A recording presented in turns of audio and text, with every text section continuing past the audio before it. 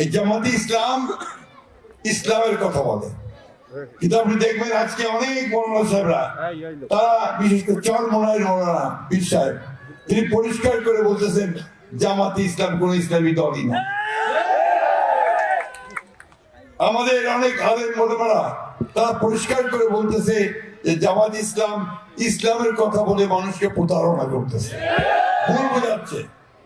আমাদের একেবারে সাধারণ মহিলাদেরকে, মা বোনদেরকে ভুল বুঝাচ্ছে যে দাড়িপাল্লা ভোট দিলে নাকি আপনার জান্নাত পেয়ে যাবে।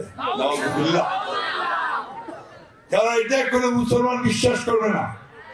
মুসলমান বিশ্বাস করে যে তার আমলের উপরে নির্ভর করে আল্লাহ তাকে বেহেশতে দেবেন কি আল্লাহ নির্ধারণ করে।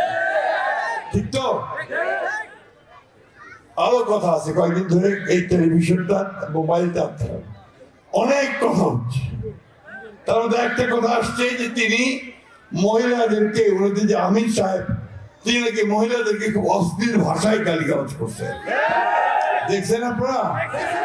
কি দেখছেন?